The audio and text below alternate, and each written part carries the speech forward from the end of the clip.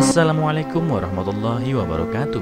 Apa kabar kalian? Semoga kalian baik-baik saja dan tetap diberikan kesehatan oleh Allah Subhanahu wa Ta'ala. Bantu channel kami dengan cara subscribe dan tekan tombol lonceng kalian. Terima kasih. Semoga kisah ini bermanfaat. Wanita mengadopsi anak yatim. Beberapa tahun kemudian pria milioner mengetuk pintu mengaku sebagai ayahnya. Seorang ibu yang berduka yang kehilangan putranya dalam kecelakaan yang mengerikan mengadopsi seorang anak yatim piatu. Tetapi kebahagiaan mereka terancam ketika seorang pria milioner mengklaim bahwa dia adalah ayah dari anak tersebut. Maggie Wahlgren mengira hari perceraiannya adalah hari yang paling buruk dalam hidupnya, mengabaikan impiannya akan kebahagiaan, fantasinya untuk dicintai. Tapi hari itu bukan apa-apa sampai putranya meninggal.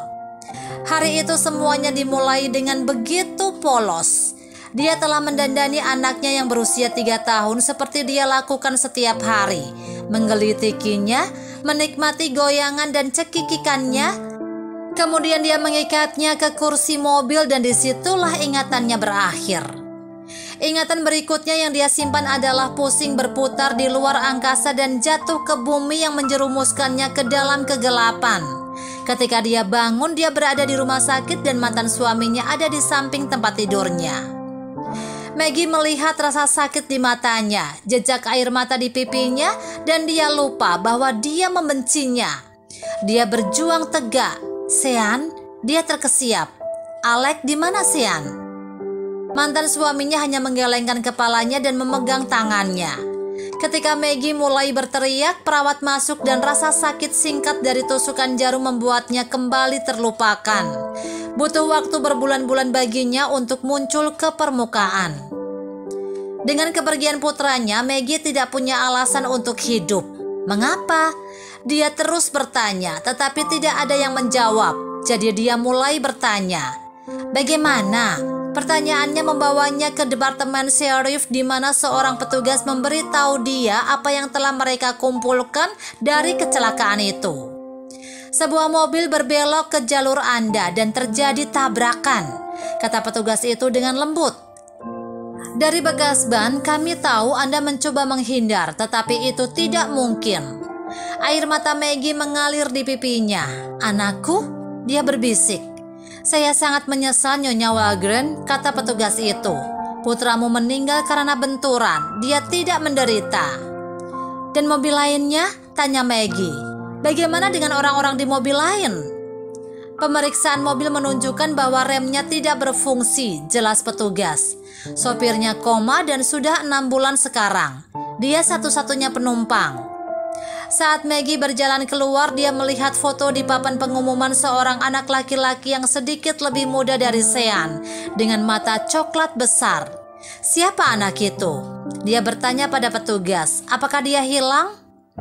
Petugas itu menggelengkan kepalanya dan berkata, tidak, kami menemukannya di hutan dekat jalan raya 2 hari setelah kecelakaan Anda. Dia di panti asuhan setempat. Para dokter mengira dia berusia sekitar 2 tahun. Kami masih berusaha menemukan orang tuanya, tetapi yang dia tahu hanyalah namanya Peter Rabbit dan memeluk mainan itu. Kami tidak tahu apakah itu nama mainan itu atau miliknya. Dia bilang dia tidak punya ibu dan nama ayahnya adalah Daddy. Keesokan harinya, Maggie pergi ke panti asuhan dan meminta untuk melihat anak itu. Dia adalah anak yang manis dan pemalu, yang mencengkeram boneka Peter Rabbit di dadanya. Itu bersamanya ketika mereka menemukannya. Salah satu staf memberitahu Maggie. Dia menyebut dirinya Peter, tapi mungkin itu nama mainannya. Maggie mulai mengunjungi Peter hampir setiap hari. Dan tak lama kemudian anak laki-laki itu mulai terbuka padanya. Di hadapan Peter, rasa sakit Maggie membaik hingga jauh. Anak laki-laki ini membutuhkannya. Dia merasa dia memutuskan untuk melakukan sesuatu tentang hal itu.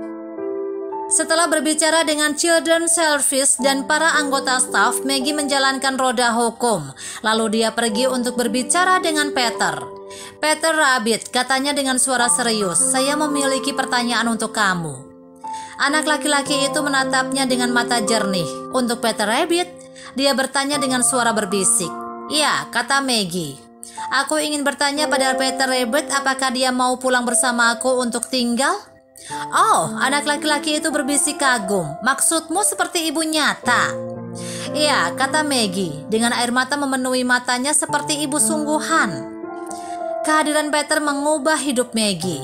Rasa sakit kematian Sean ada di sana, tetapi begitu juga kegembiraan melihat Peter keluar dari cangkangnya sedikit demi sedikit dan berkembang menjadi anak laki-laki kecil yang suka bersenang-senang.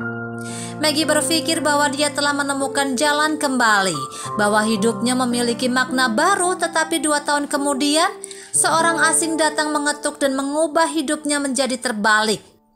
Maggie membuka pintu dan menemukan seorang pria jangkung dengan wajah tegang berdiri di depan pintunya. Nyonya Walgren? Dia bertanya. Saya Simon Ball. Saya berada di mobil lain, kecelakaan itu. Maggie mundur dan berteriak. Apa yang kamu inginkan? Dia bertanya. Tolong pergilah.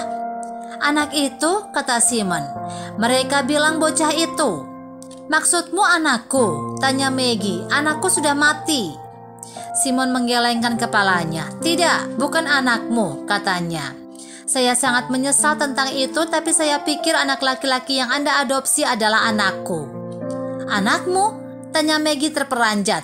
Peter. Ya, kata Simon. Saya mengalami koma. Tidak ada orang lain yang tahu Peter ada di dalam mobil bersama saya. Saya tidak punya keluarga dan saya baru saja memecat perawat Peter.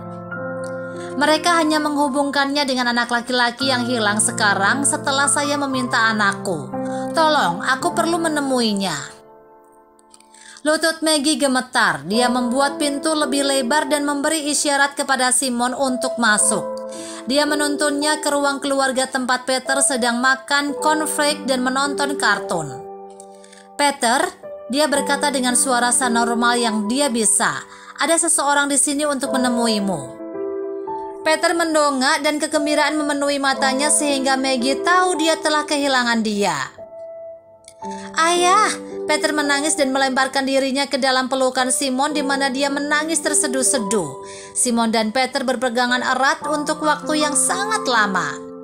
Kemudian Simon bertanya kepada Peter dengan lembut, "Nak, apakah kamu ingin pulang?" Peter menatap ayahnya lalu dia melihat ke arah Maggie. "Aku juga sayang Mommy Maggie, Daddy," katanya dengan suara kecil. "Aku ingin bersama kalian berdua," kata Simon dan Maggie bertemu di atas mata Peter. "Kita akan menemukan jalan," kata Simon lembut. "Aku tidak akan mengambilmu dari Mommy Maggie, aku janji." Dan dia tidak melakukannya. Simon dan Maggie memulai negosiasi untuk mencari cara berbagi hak asuh Peter. Tetapi semuanya sia-sia. Di tengah-tengah negosiasi, Simon dan Maggie menemukan bahwa mereka sedang jatuh cinta dan menyelesaikan masalah dengan menikah. 2 tahun kemudian Peter senang menjadi kakak laki-laki dari bayi perempuan kecil yang cantik yang mereka panggil Jenny. Apa yang bisa kita pelajari dari cerita ini? Kesedihan besar menghancurkan hati kita, tetapi memberi cinta menyembuhkan kita. Maggie mengubah rasa sakitnya karena kehilangan putranya menjadi pengabdian bagi seorang anak yang membutuhkannya. Tidak ada rasa sakit yang lebih besar bagi orang tua daripada kehilangan seorang anak. Kehilangan seorang anak adalah mimpi buruk terbesar bagi setiap orang tua dan sesuatu yang dipahami baik oleh Maggie maupun Simon.